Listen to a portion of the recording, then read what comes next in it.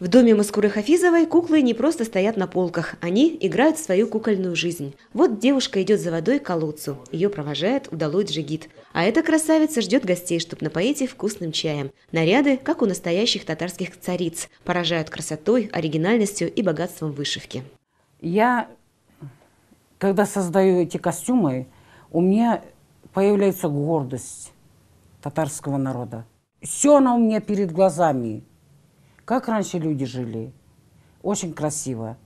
И вот, чтобы это не забылось, молодым оставлять. Маскура Хафизова – мастерица со стажем. Когда ей было 7 лет, отец продал корову и купил швейную машинку «Зингер». Тогда на одежду для кукол шло все, что под руку попадется. Сегодня Маскура Апа использует бархат, парчу, мех и бисер. Одну куклу я шью по полгода. Это же бисер.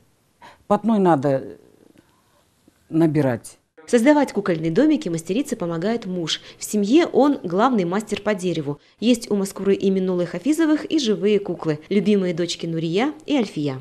Аккыш езе дария гизе хайырлы юл теледим.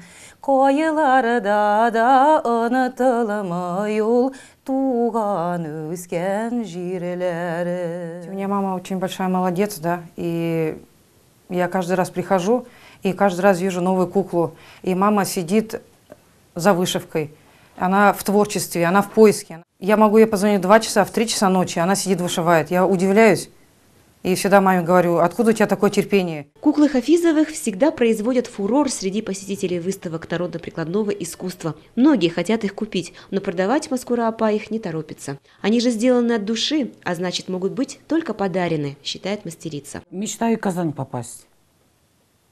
Но если это моя голубая мечта. Если попасть в Казань, я думаю, ну, не стыдно ехать с ними. Но хотя корни оттуда, не была ни разу в Казани. Своим куклам Маскура Хафизова дает старинные татарские имена – Асыл-Яр, Гузяль, Сюембике. Она любит петь для них татарские народные песни, а еще говорить с ними о будущей поездке на родину.